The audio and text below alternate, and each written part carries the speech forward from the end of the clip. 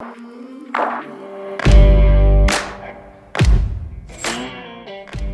thanks for joining us, guys. This is our 2020 recap of our season, from turkey all the way in the spring to mule deer and elk in the fall. That's right. And this, we're talking rating this season. We rated it at about a 5. We didn't draw the tags we'd hope to draw. Steve thinks 2. I think it's a 10. We don't call it a 5. We're gonna call it a 5. Yeah, I'm just busting on you. Yeah, it was a tough year, but we still had a lot of fun. Yeah, hard year. Had a lot of fun. I learned a lot about hunting, filming, etc. I think next year is going to be 10 times better. I think we're doing great. I don't want to jinx us, knock on some wood, but. It was a hard year, but I think overall we found success. I think we did it right. We had to claw and scratch our way to success, but we did. And you hunted just about every hunt was in a place you'd never hunted before, right? Every time I was going somewhere else, just somewhere I've never been, just winging it. So good for you. Heck, if you can be even 50% successful, you're doing good. Absolutely, absolutely. Overall, it was a good season. We had a lot of fun. We still did relatively decent as far as our harvest and filling the freezers. So, we had some hunts we thought were going to be slam dunks, and unfortunately they did not work out that way. The slam dunks didn't become slam dunks. No, they were more like dribbling layups. Yeah, not even layups, like air balls, shoots. But we got a lot of meat in the freezer, so that's the big positive out of this season. So, let's dig in here and start watching and see if we can remember what happened earlier this year. Let's go back through the memories. All right, let's do it. All right, Steve-O, you're up here first. Looks like you and Ryan's Colorado hunt, or your turkey hunt. Turkey hunt early. Yeah, so you and I had just kind of teamed up here maybe 3 or 4 weeks before, kind of thing. Mm-hmm. Yep. And Ryan and I went out, and it had been quite a while since I used my camera because my partnership with my old buddy had fizzled, and I hadn't recorded in quite a while. So great hunt. Got into some good birds. I had some trouble keeping focus, though, on a few things. So it was a relearning experience for me, but all in all, very good hunt. It was fun. We had a lot of birds talking. They didn't necessarily cooperate as much as we'd like them to, but in the end, we prevailed. That's right. So you just had basically knock off some dust off that camera, huh? Oh, yeah. It's a good camera. It just, unfortunately, for whatever reason, I still had it in the autofocus, or not the autofocus. The manual focus? The manual focus, and I thought it was autofocus, and those birds came in, and, man, I thought I had a really, really good, clean look at them, and, man, it looked like stuff. Or shit. Sorry about that. Hey, at least you got the kill shot, man. I went on that turkey hunt early in the season, and I shot one. I couldn't even get the. It was terrible. Oh yeah, that's self-filming's tough. Self-filming, man. All in all, it was a good hunt, good bird. Had a lot of fun with my nephew. He's totally 100% on board for the hunt and stuff, and being part of this, and he's done a really good job. So it was a good time. Cool. All right, next up we got here is here I'm looking at our pronghorn hunt, Colorado. This was a good one. This was a good one, man. It was fun. This was one of those where, I almost wanted it to be a little bit more challenging than what it was. You know what I mean? Do you ever have those hunts where, it was almost a little bit too easy, and you're like, it's just not as sweet? I just wanted to make it harder somehow, Well, I will tell you, anytime that you can harvest a mature pronghorn buck with a bow, you're doing it right. Yeah. This was a particularly fun hunt for me because Kurt had been out a few times in Nebraska. Is that correct? Yeah, I got skunked out in we got skunked out in Nebraska a few times, chasing around spot and stock. So I was like, Steve, man, you got any pronghorn? Yeah, and unfortunately, this particular piece of property that I have, we hadn't put cows on it, and it was pretty overgrown, and I hadn't really seen a whole lot of pronghorn antelope messing around in this particular spot. And then one day they just all showed up. So I called you up and said, hey, I'm going to go over there and set up a camera and see what we can come up with. And they were hitting the water tank.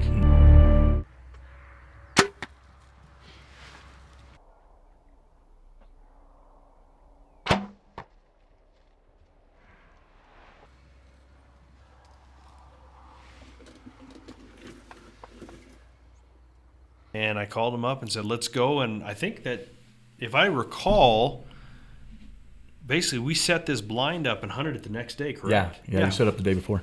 I set up this blind, and next thing you know, we're in it the next morning hunting, and it worked out. You know what my favorite part of this hunt was? Me helping you take your bino harness off?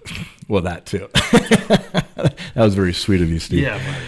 But you having to take a piss and you couldn't get it done. You went out there and he saw antelope and like, oh, I had back to in use the tent. Yeah, back in I the had tent. to use the bathroom bad, and so we hadn't seen any movement. Mm-hmm. And I got out, slipped out the back to use the bathroom, and next thing I know, man, I just saw tan and white, and I was like, oh, those are antelope. Snuck back in, and I mean, how long was it when I got back inside the blind? Oh, probably 30 minutes after that. Probably 30 minutes, yeah. And I kept telling them, they're right back here, 100 yards. They're coming. Yeah. See, Isn't that why people bring bottles in the tent? Hey, I set the blind up the day before. Come on, you got to give me a little bit of slack here. I'm going to give you some I slack should have just because- peed in the tent. There you go. Shoot, I would have done it. Whatever. Right in the blind. It was a fantastic hunt. Yeah, and he's a stud buck. I'm super happy. I got him mounted. He'll be coming back next year. Be hanging on the wall. Yep. That was a super fun hunt. Great shot. And, yeah, that Montec and that full metal jacket, man, did its job, didn't it? I like those G5s. And You're the welcome. Eastons. Yeah. You're welcome. Thanks, Steve. Appreciate that.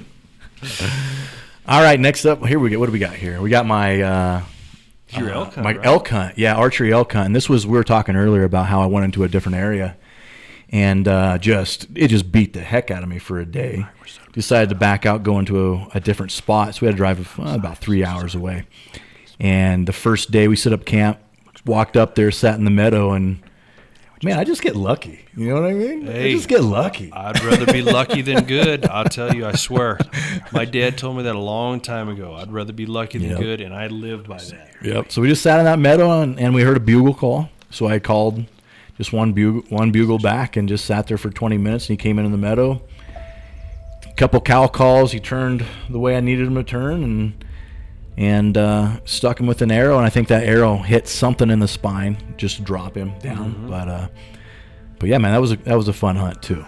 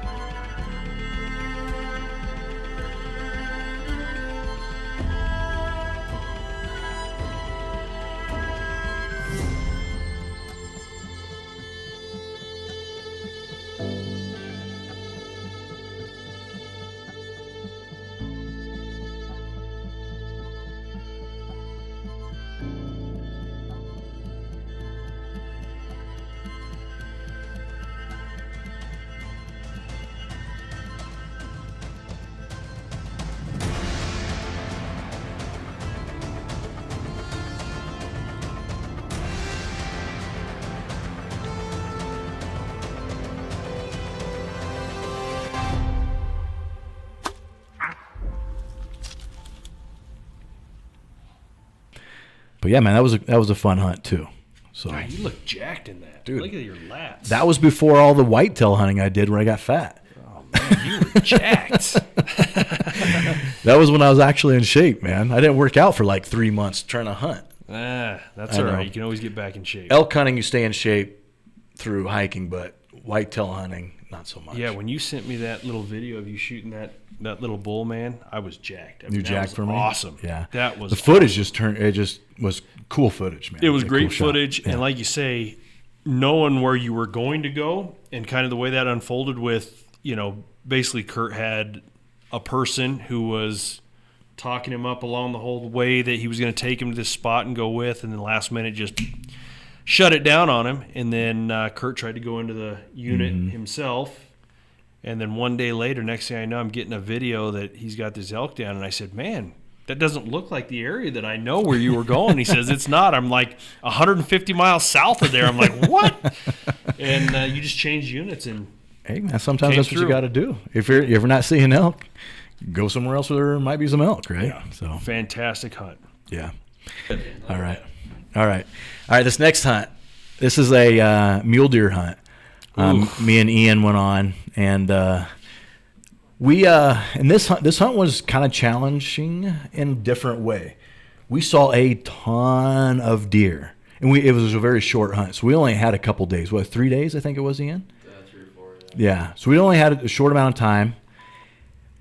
A whole half day of that was me getting stuck in the snow. I don't remember trying to dig out for 4 hours straight. Yeah, no, I didn't have chains. No, I wasn't prepared. It was a snow drift. I literally said, we can make it through that drift.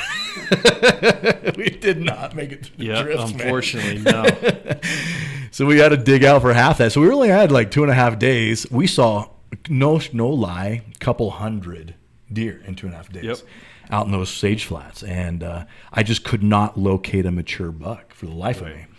And as we're out there, Ian's like, well, man, I could really use some meat back home. My dad would love some meat. I'm like, well, shoot, I want to make this an episode. So let's find a buck with a good body and let's just take him down and have some meat. So that's basically what this hunt was this was like the last minutes of before we had to leave. Well, I think what made the show in this one is the getting stuck for sure. For sure. And then the phone calls back and forth trying to figure out maybe some different parts of the unit that I had some friends that hunted it and just trying to get you guys in some different areas. So that was kind of cool because I kind of was able to over the phone kind of still be there by listening to your stories on what was happening and stuff. And again, unfortunately, this is one of those ones where somebody's talk is cheap. Yeah. Basically the way it worked out is thought someone was going to help us out, talked it up like they were going to help us out, and in a unit that we'd never hunted. And unfortunately, it did not work out that way, and that person kind of put the kibosh on those plans. I've had that happen a couple times this year. Yep. Huh. All right, what do we got here? God, I got all mine lined up here. Perfect. So after that we got my whitetail hunt in Nebraska. This was a fun hunt. I didn't really plan on hunting that much in Nebraska. I was literally going there to check trail cameras and refresh some batteries, kind of scout the area a little bit because I wanted to take my cousin on his first whitetail hunt. But while I was there, I decided, shoot, I might as well just kind of sit up. So I started out this hunt sitting in a tent out on the cornfield, and that just wasn't working for me because, as you know, sometimes where you think the deer are coming out and you get there, you set up, that doesn't actually happen. Sometimes they're literally, okay, now they're on this side of the cornfield, I'd sit up over here. Now the next night they're on that side of the cornfield, I'd sit over here. So I found a pinch point down the woods and just camoed into the blind. Yep. I didn't have a blind. I just camoed into the trees, sat on the ground, and ended up taking an okay buck. A good buck. He looked bigger on the ground than when he had a little bit of ground shrinkage to him when I walked up. They usually do, unfortunately. But this was also one of those hunts that, like you say, you didn't know the area. Nope. And when you sent me the video of the kill shot, and I said, were you in a tree stand or were you in your blind, your ground blind? And you said, I was on the ground and nothing. And kudos to you, man, because that is a huge feat to overcome when you have on the ground hunting with archery equipment, whitetail deer. Yeah, those things. Good for you. Those things are skittish. All right, guys, there you have it. It's super windy out, so I'm going handheld on this thing. So, hey, Nebraska whitetail was successful. Filled the tag, super happy. Whenever you make a shot that's questionable on a deer, you're just really happy to find it. So Super happy to find this guy and retrieve the animal. Thanks for watching, guys. Western Obsessions TV. Good for you. That was a fantastic hunt and a good deer. And yeah, another one. I was pretty pumped when you called me. Like you said, lucky. I'm better be lucky than good, man. That's right. You know, so, and a part of this hunt was the shot I made wasn't exactly where I wanted it. It was a little bit high, a little bit back, and I was worried about the shot placement and finding him. So I let him sit overnight and went in the next morning, and it was really windy. And so any of the blood trail that were on leaves, the leaves were just blowing, and I had a hard time staying on the blood trail. So I was super nervous to lose the deer, because I think this was right after Beth's hunt. Yep. Where we lost that elk. Right. And so I was really nervous to lose the deer. So when I actually found him, and I was pumped that I found him. So. Yeah, I was jacked when you said, I got him. I said, right on. All right. So Bella's hunt. That's what this is right here, is Bella's hunt. And this was Bella's first time big game hunting. I took her last year on a turkey hunt, and she had fun. But I didn't know how big game hunting was going to go for her, sitting in a stand, being cold, being bored, not seeing anything. So I took her to Oklahoma, some buddies of ours down there, and I completely screwed up her hunt. Thanks, Dad. Yeah, thanks, Dad. So the first part of this that you guys are watching, we set up on this tree stand with a crossbow, and I've never really used a crossbow before. So I didn't know that sometimes the arrow could fall out of being in place, and you have to make sure it's clicked all the way in. So as she's setting up on this deer, I get him to stop, and after he stops, she goes to take a shot. Well, one, it was on safety, so I had to quickly take it off safety. She goes to take the shot again, and the arrow wasn't plugged all the way into the crossbow, so she was not happy with me.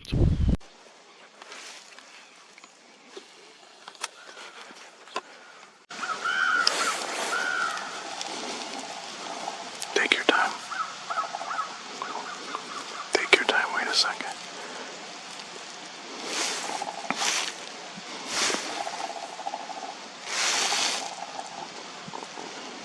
Can you see him? Maybe he's moving too much. Okay, hold on, wait. Let's shoot him over here.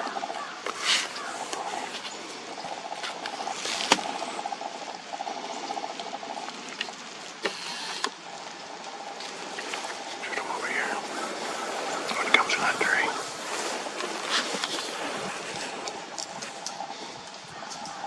Ready? Back. Back. Back.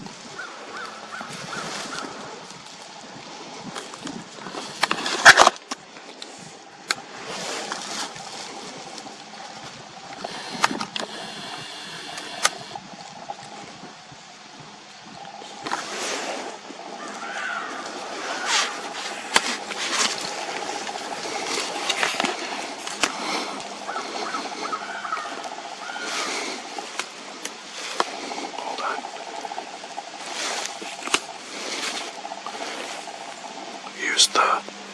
Use the fourth pin down, okay?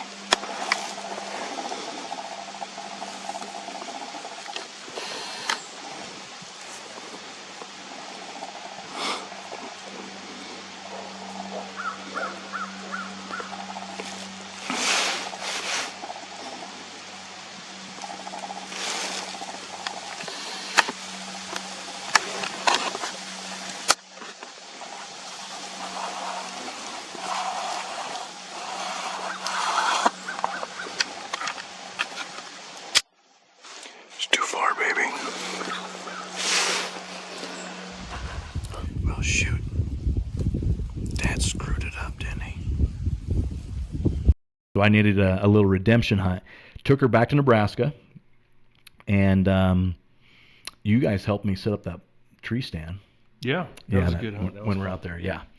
And so she got a little bit spoiled, I feel, on that Nebraska hunt, because we were only up there for like 30 minutes before that buck came out. Yeah, that was a cool one, because I was out there. I was archery hunting, wasn't I? You had just shot your buck in Kansas. Okay, yeah. I the day just before. archery hunted in Kansas and killed my buck, and get a phone call, and he says, hey, we're heading out to Nebraska, back to my family's farm, and we're going to try to get Bella a buck, and it all just worked together because I had my buddy out there, Lonnie. He had a 2-person blind or a tree stand. Yep. That he wasn't using. So we ran out to this property and we threw it up real quick, and it was set up perfect. I mean, anywhere a deer was going to come out into that cornfield, down the creek bottom, whatever. I mean, you were going to be able to. We'll be able to see him. Be able to see him for sure. All right, guys, we got a really good buck back behind us. He's out on the corn. We're going to have to get out of the tree stand and go get a little closer. Just too long of a shot. All right, we got to get out of the stand.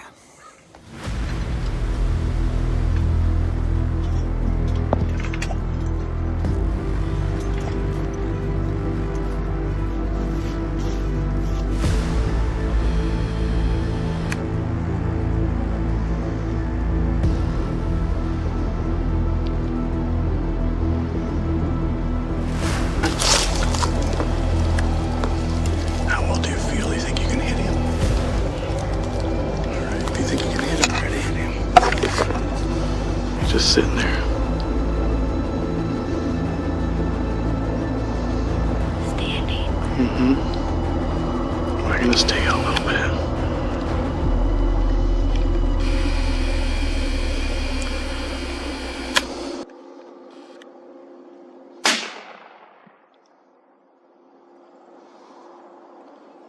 He's going down. There he goes.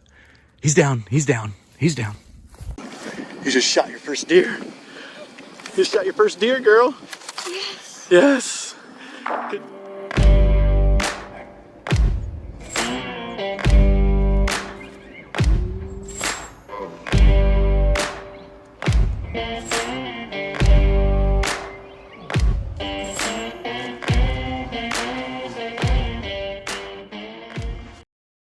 Good job, Bella. Yep.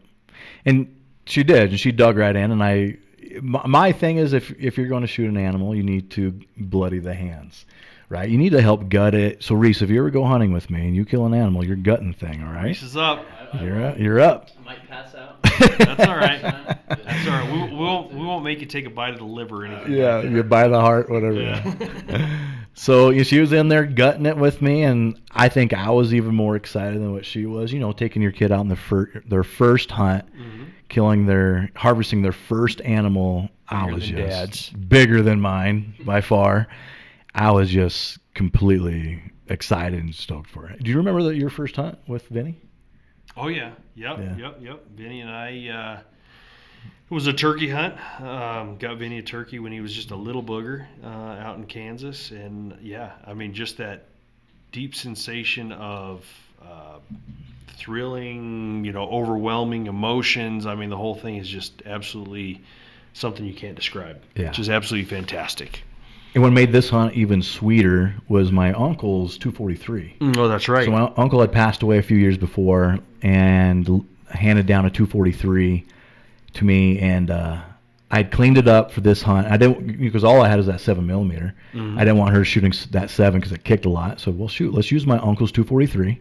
Cleaned it up, make sure it was sighted in, but I didn't change it all. I left the scope the way it was, a 4-power fixed scope, and old Redfield. Yeah, it was fantastic. It was a cool gun. Yeah, so she got her first kill with my uncle's gun, which I thought was pretty cool, pretty sweet. I know he's looking down, probably smiling. Oh yeah, I'm looking up. Sure. I'm not sure where he ended up. Yeah. Either way, he's looking somewhere. He's happy one way or another. He's smiling one way or the other. So I thought that made that hunt even more sweet for me.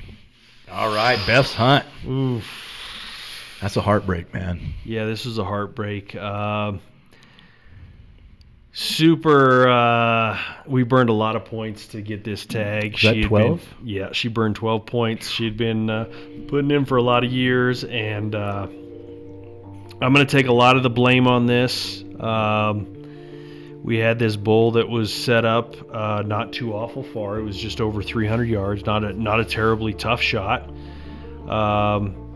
And I basically, in other words, I should help Beth a little bit more once she shot, get back on the gun and really try to help her find the elk again. She was having trouble once the recoil went off, is reacquiring the elk who went behind the bush in the scope. And yeah, unfortunately, this bull we tracked for almost 2.5 miles. He stayed with the cows. He never laid down. We had to get the game warden involved because he went onto some private property, and he was able to get us some permission to go over there and look. And we tracked. The blood was never really a ton of blood. Mm-mm. It was just kind of a nice steady stream, and then it kind of petered out, and then it was just spot. And then once we got over in the private, it really was just spot. 200 yards, another spot. He never laid down. He stayed right with the cows. And from my hunting experience and the game warden's experience and his biology of the animals and what he thought, I think ultimately we figured it was probably a muscle shot. It wasn't a lethal shot.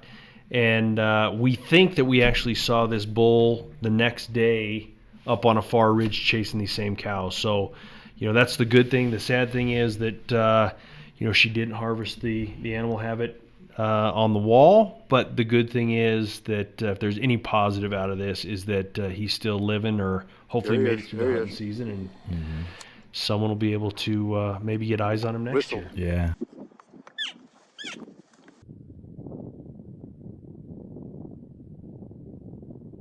Take that shot.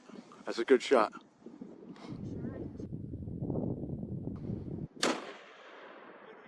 Hit. Another one in? There he is right there. Hit him again.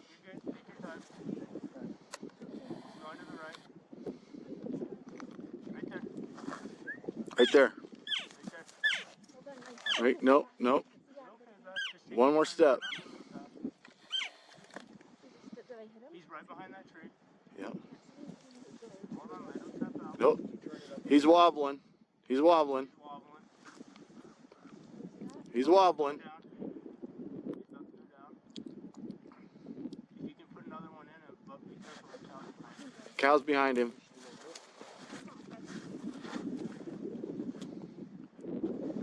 We got cows. It's okay. He's about to step out. Not yet.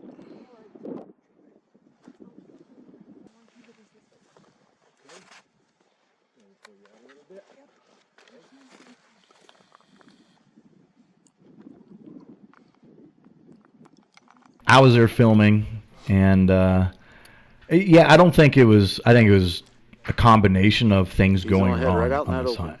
Even when we spotted this bull, we couldn't figure out which way we were going, where he was headed. Right. You guys had to change positions really fast. We're scrambling to get ready, and everyone was giving them directions, so she didn't know who to listen to. So a lot of excitement came. From a lot of different directions. Yeah, and even me with some direction that I'm giving her. In hindsight, I wouldn't have. I've been saying something different. And even at this moment right here in this video, so we might have to time this up, Reese. This moment here in this video where he's stumbling and kind of going back, I thought, done deal. Yeah, he's I done. thought he's dead. Yeah. He's about I thought to he fall. was going down. Yeah. Yeah, right there. So I just think, man, that's just hunting. Sometimes things just don't go your way. Things just don't go right. And this was heartbreak for sure. And it's heartbreak because she burned all those points and not able to harvest this bull. But that's just hunting, man. I think ultimately the emotions after the animal wounding him, not finding him, but then seeing him maybe the next day. We couldn't verify it was the bull, but it looked to me, because it was a mile and a half away, it looked to me as it was the same bull. We believe, and then after getting the game warden's opinion, that it was a muscle shot and he's going to be just fine. You can see in this video when he starts to kind of take off out of here, he's got a little bit of a gimp in his back end, and I think that's because he was quartering away from us, and I think that's what happened is, for whatever reason, just a little bit far back and probably got him in that back end muscle shot through that back hind. And like you said, he never laid down. No, never slowed down. I've had elk that I've liver shot, gut shot, this, that, and the other for a variety of reasons, and they've always laid down when they were fatally hit. Now maybe they got up and moved again, but they always laid down, and he did not. He stayed right with the cows, and he never laid down whatsoever. So Anyway, ultimately, fun hunt. Got to experience it with my wife. She was a trooper the whole time, and it just unfortunately didn't end with us harvesting the animal, but it still was a great hunt. Fantastic. Yeah, awesome experience. And, you learn a lot, too, about what happens if you wound something, it goes on a private ground. What are some steps you can take to continue to track the animal, get a hold of the landowners, the game warden, do things by the book the right way. And unfortunately, we just didn't find him. He was still off being an elk. Yeah. And like you said, he went several miles. And finally, we lost the blood. We lost the tracks. I mean, they just got into some thick stuff and kept on moving. Yeah. So. Cool. All right, Vinny's big old pronghorn this year. Yeah, this was a fun hunt. This was one of those hunts that I was almost really just there to film. I mean, he did pretty much everything himself. We got out of the truck. He ended up spotting this buck, and he was laying down in the creek bottom just kind of sunning himself. And it was a little bit windy. And Vinny kind of just put his own little trek together on where he was going to go and where we were going to kind of set up and look for some other antelope. And ultimately, he thought that he would go after this buck and wanted to try to take this buck, and he made a fantastic shot.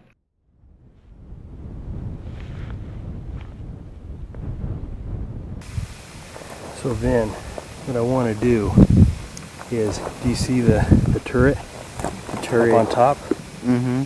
Turn it down to 0. This? Yep. Down to 0. Okay. Look through the scope. Okay. Now, come off the scope. Put your hand down. There you go. Now go up, stop, come off the scope and go to 15.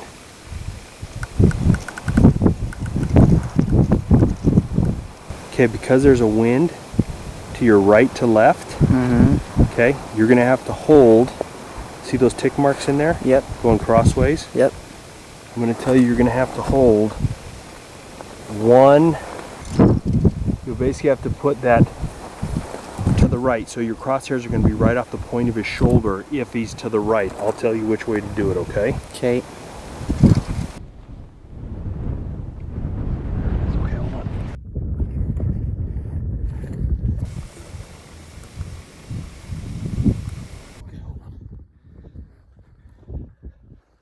Yep, whenever you're ready, slowly squeeze. Put it in the back rib just a little bit to the right. A little bit to the right from center.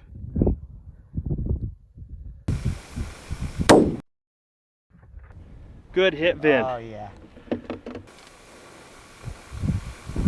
Where'd he go? Down under the hill. Perfect. Oh, he's rolled him. Rolled him.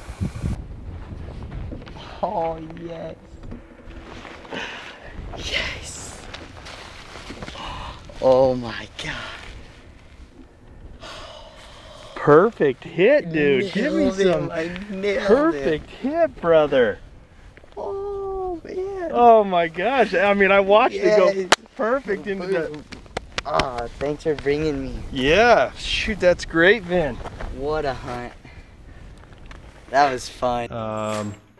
The yardage, I don't recall exactly what the yardage was. It's over 4, I think. I think it was over 450 yards-ish, and we practiced long-distance shooting, so I had no issues with him shooting. We have the equipment, everything we need to shoot long distance, and I had no issues with him shooting that far because I've seen him do it before. And yeah, just made a fantastic shot, and he was super pumped.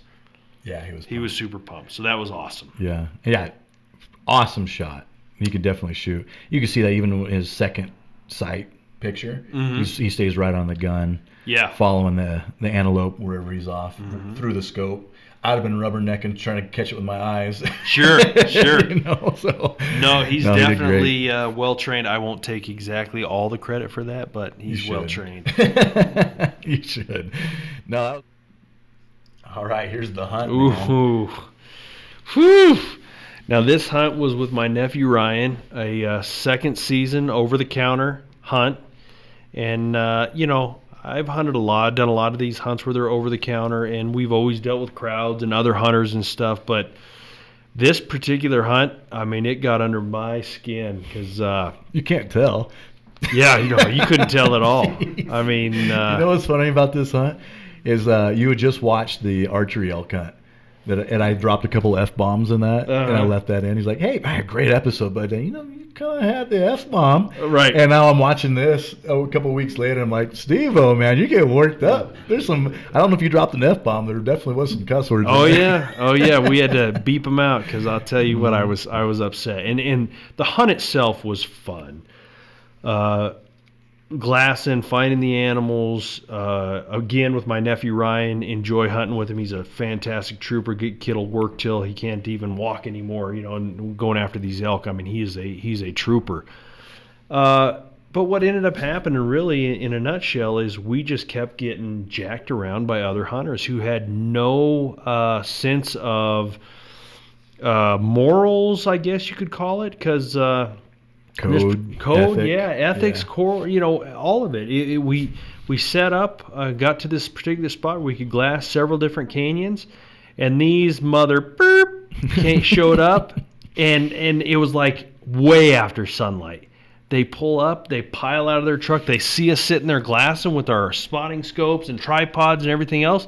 They literally throw their stuff on. I say something to them, they could care less, and just went right down into where we were hunting. I mean, I was fired up. Of course, typical public land. We got here plenty of time before daylight, got set up, started glassing, and it was well after shooting light.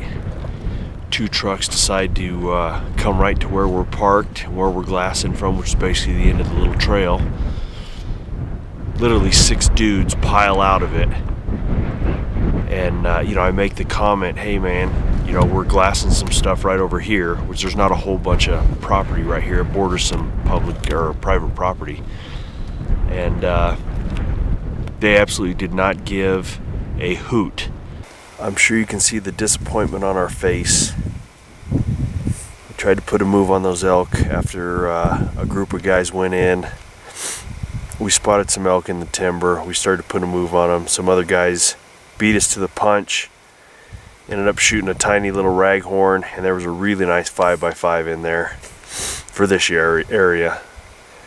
And then the elk kind of only moved about 200, 300 yards from the hunters, so we decided to put a move on them.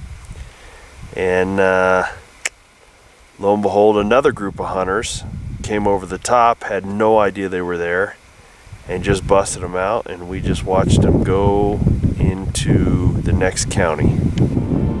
Here's the deal. Right in the center of the screen is this bull we're looking at, and he is about 400 yards away in the thick aspen and scrub oaks, and it is hard to see him. We only have about 25 minutes of light left. We're hoping he steps out a little bit more. We'll see what happens, but he's right in the center of the screen.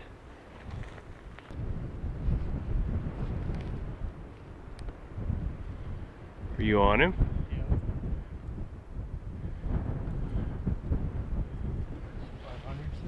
Huh? Let me see. So I gotta find him. He's right in the opening.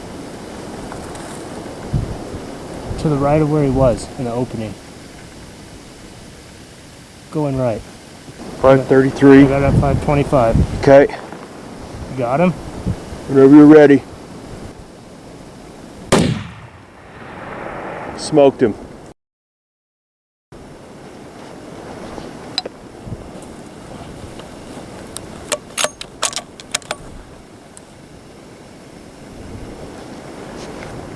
Hit him again? Where is he? Or you just want to hold off?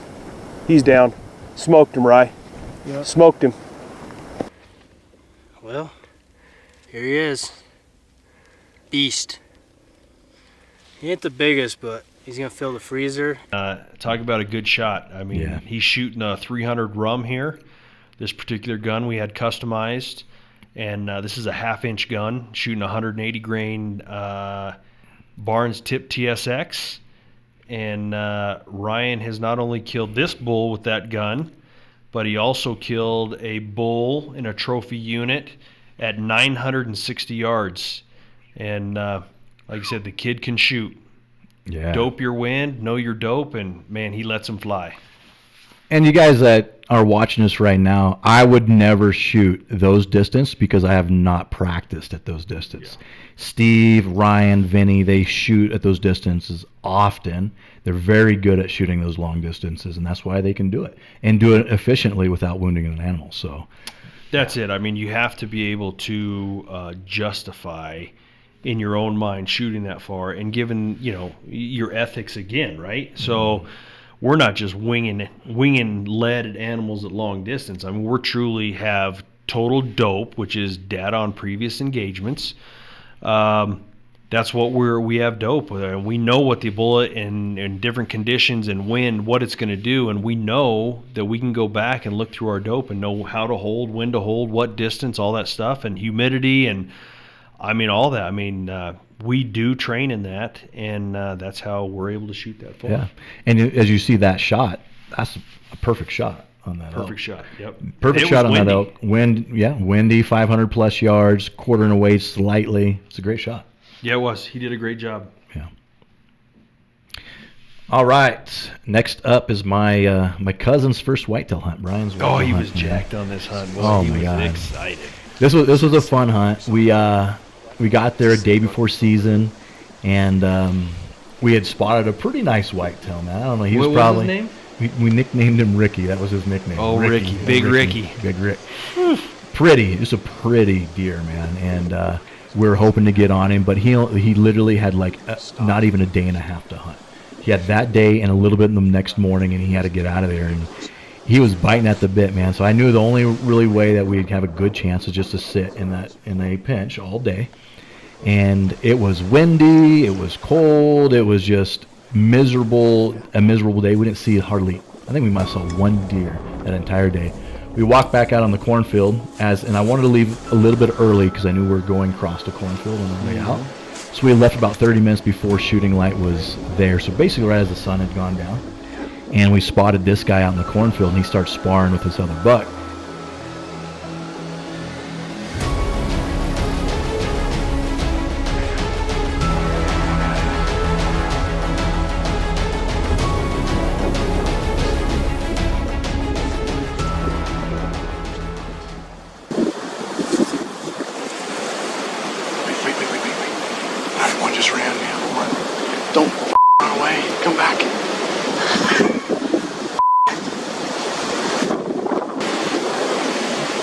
What do you think about that shot for that one to the left?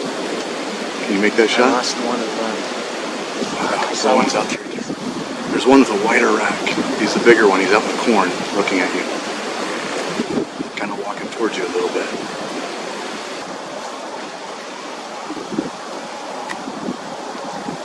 And they're running. I can stop him.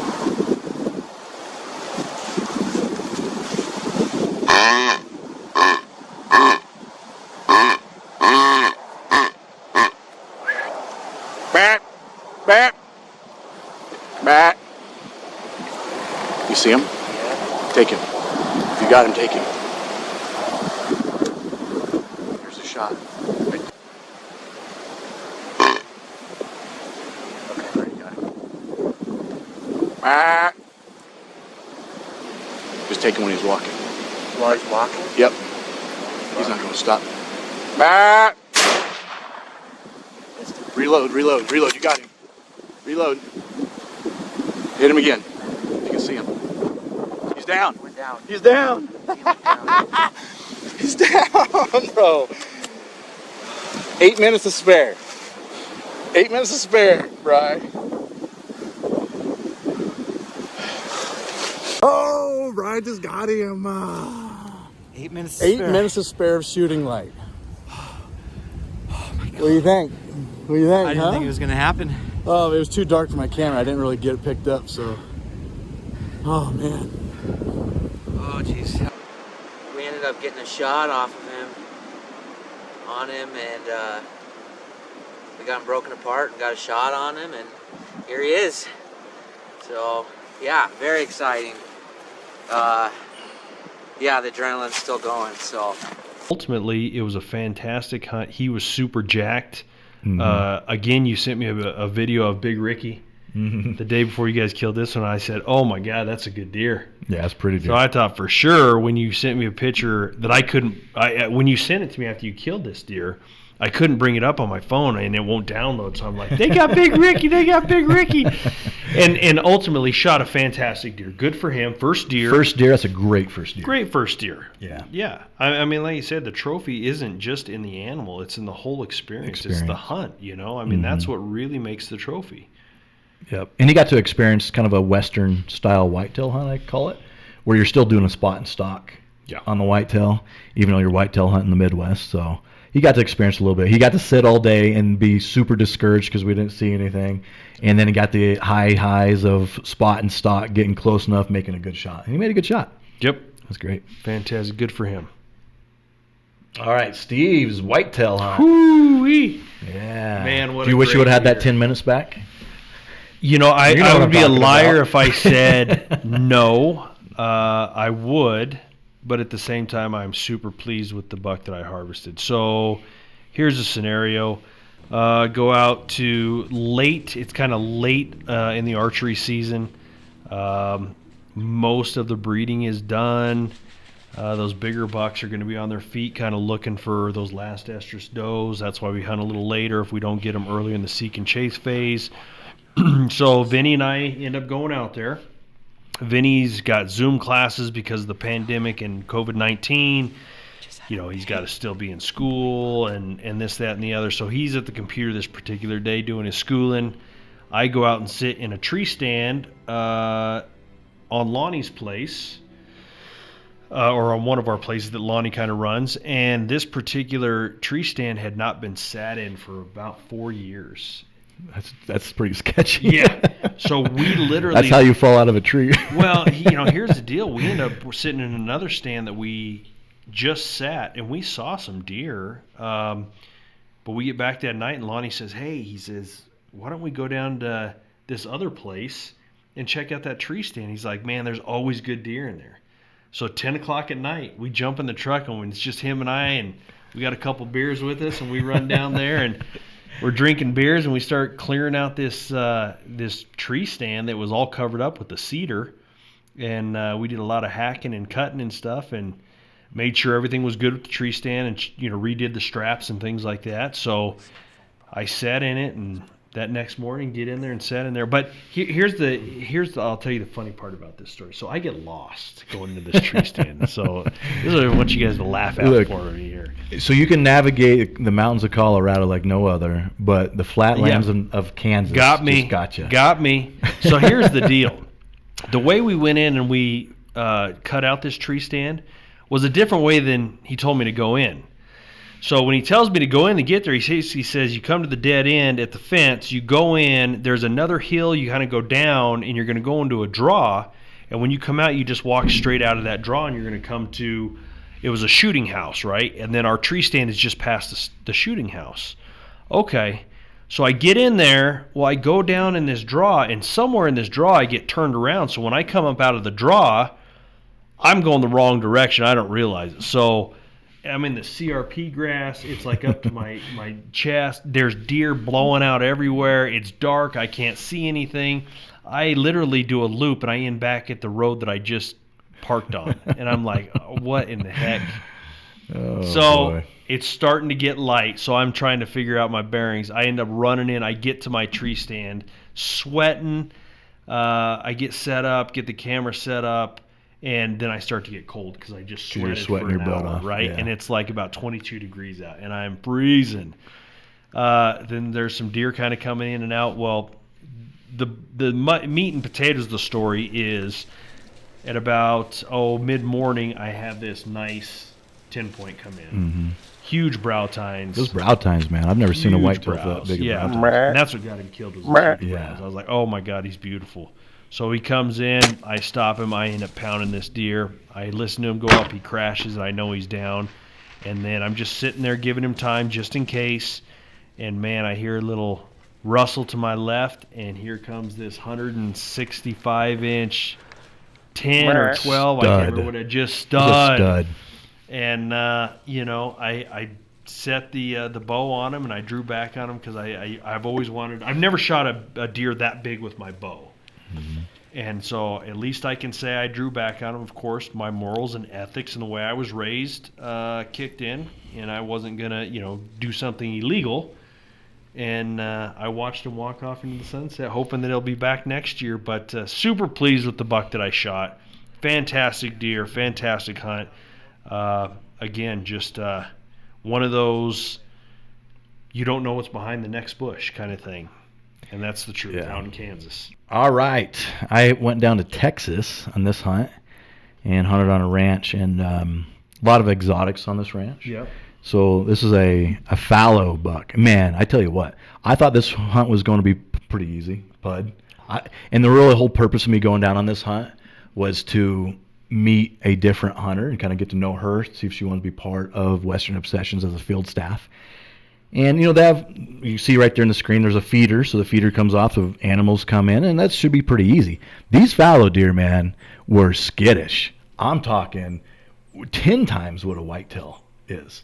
I've heard that. I have buddies that hunt down in Texas and do this type of hunt, and the axis deer, the fallow deer, I mean, all of them are just like on crack. Like on crack. Just looking at just always looking around, always skittish. I mean, we built me and Reese built a really good blind. We were covered. I would not peek out of that blind.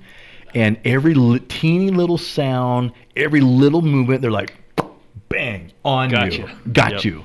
It was tough. Staring right at me, and I'd just not move. Right. It's amazing. Yeah, their senses are, and I don't know if it's because that's the type of animals they are, or if they get hunted so much that they're always, their senses are up on high alert. What it's not, there's no season. It's all year for axis fallow deer. You can hunt those guys all year. So that's probably the type of animal they are, and being hunted all the time. So knowing if they come in a feeder, there might be a hunter nearby somewhere, So anyway, super challenging hunt. And I didn't get this guy till the last morning of the hunt.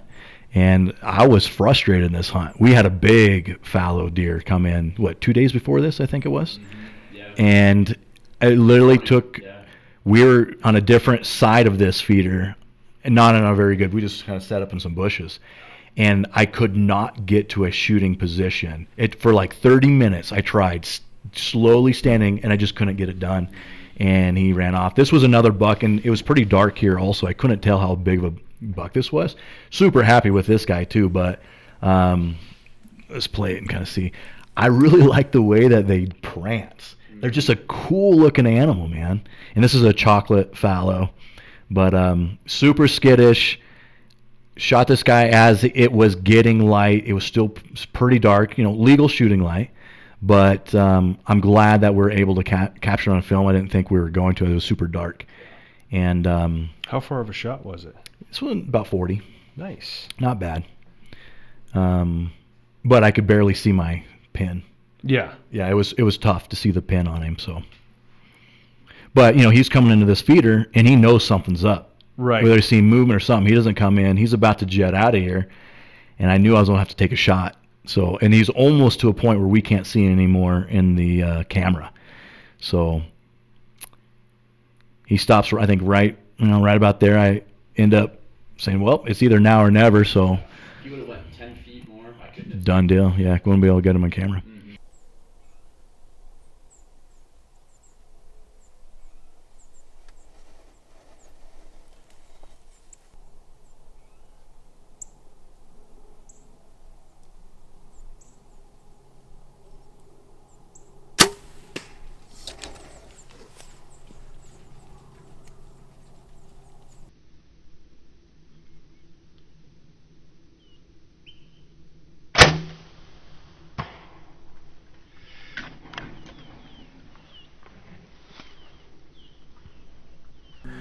Alright guys, very productive morning.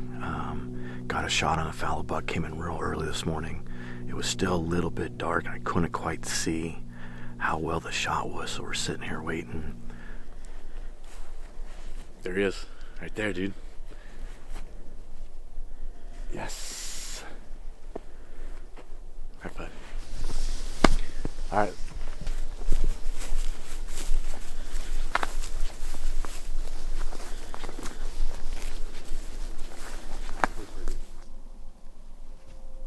Well, that wraps up our 2020 recap of our hunts, and ultimately, I think we did good. And I thought it was definitely a fun season for sure. You know, we had some opportunities to probably harvest some better animals, and things just didn't work out for us, that's part of hunting. But all in all, it was a good season. I had a lot of fun, and thank you for coming along and helping film and helping out with some hunts, and the boys. We sure appreciate Ian and Reese, and it was good. Yeah, a lot of fun. Challenging. I learned a lot. A lot of, every time we go on a hunt, I've learned something about hunting or something about filming. So Yep. I think it was a great season, and I can't wait for the next one. So you guys out there hopefully enjoyed our 2020 season. We had a lot of action, a lot of animals down. Yep. Next year, hopefully, we get a couple more mature animals down. But stay tuned for next year. We have a lot of cool hunts lined up. Absolutely. Thanks for being here. Thanks for following along. Thanks for watching Western Obsessions. You and I need to go get our Arizona tags in Oh, yeah.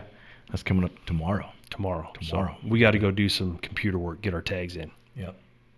Subscribe if you're watching us on YouTube. Otherwise, follow us at our Instagram, Facebook channels. And I guess that's it. Thanks, guys. See you next year. See you next year.